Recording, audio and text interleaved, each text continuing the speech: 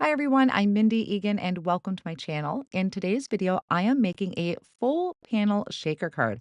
I have not made one of these in quite some time, and I don't know why it takes me so long to remake something like this because they are a ton of fun to play with and also to create. I'm going to be using the Celebrate background stamp. It is a red rubber stamp, and I'm also going to be using these shaker cover panels. Mine happens to be from Waffle Flower. It's the one I found in my stash, but Honeybee Stamps does have their own branded shaker panels as well. There are ways where you can create your own front panel shaker card, but I like having these ready to go so I can just grab it and create, and I don't have to worry about trimming down any acetate or anything like that. So I'm starting out by placing this background stamp in my Misty stamping tool. And then I have a piece of white cardstock that I put a little bit of repositionable tape on the back. I placed it over my stamp and then closed my Misty backwards so that way my cardstock is stuck down to the bottom of the Misty. This is going to come in super handy with the way that I like to stamp my background panels for an embossed resist technique.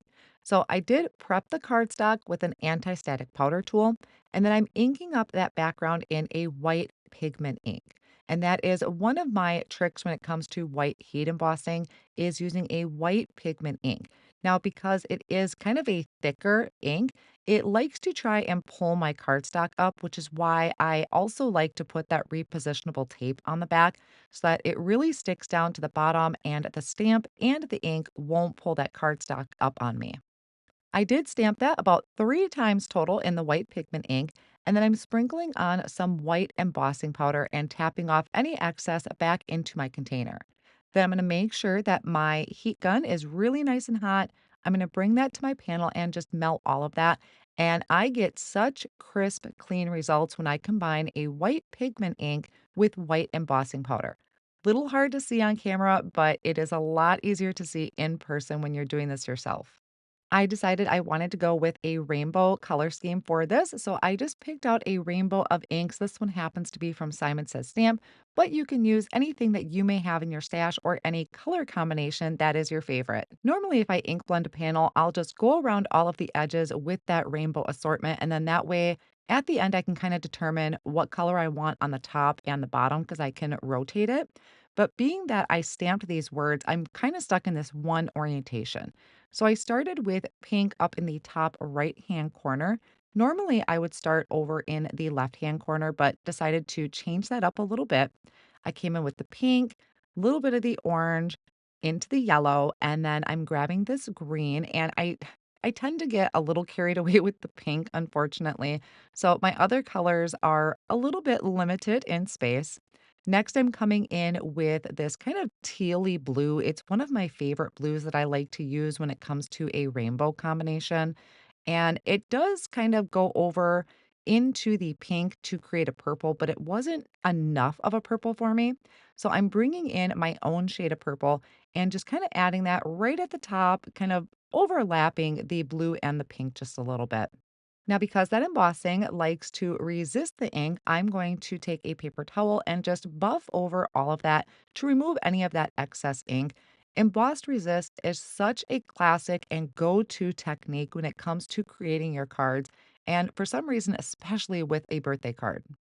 Now, with these pre-created shaker panels, you're going to see that it's got the clear center part. That's where our kind of ink blended panel is going to go. And then we have these edges here that have the double-sided tape on them. So it's already on there. All you need to do is remove the backing.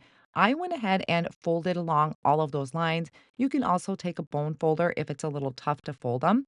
And I'm just getting an idea here on how this is going to look.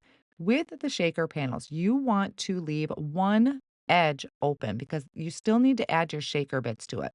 So I am just removing all of the backing and I'm folding those tabs over. And this is going to give us such a perfect seal. Nothing is going to escape out of this. I like to leave the top panel open to add my shaker bits. And don't forget, there is kind of this protective film over the top. So you want to make sure to remove that before you really finish sealing anything or adding any sentiments to the front. I dug through my embellishment stash and I found a whole bunch of different types of embellishments that I thought would work in here. So I'm starting out with kind of these bright rainbow sequence mix. I also have some that are iridescent, I think would really pick up the color nicely.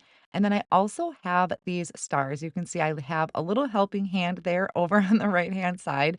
He was really enjoying seeing the shaker card come to life. Now that I have all of my shaker bits in there, I can seal up that top flap.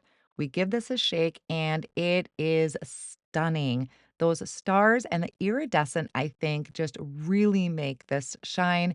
And you could see that my son was having a really great time shaking that up. For the sentiment for the front, I'm going to keep this pretty simple and I'm just using the big birthday die. So this has a word die to it plus a shadow layer.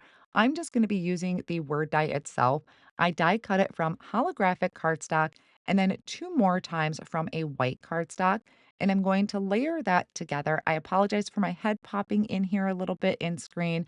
I needed to really get in there to make sure it was lining up perfectly.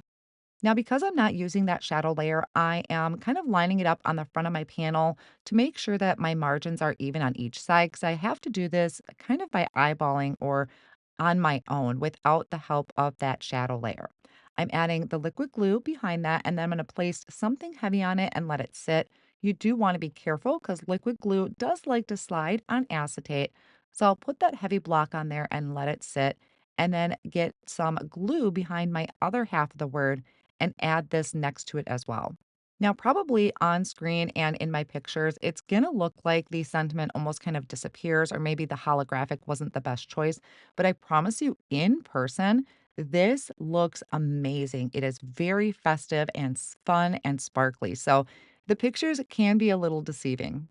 I created a side folding card base and I want to make sure that this panel does not pop off. So I am bringing in some red line tape. I added it all the way around the outer edge and also a couple pieces in the middle. And then I'll remove the backing of that red line tape and I'm going to add my shaker panel to the front.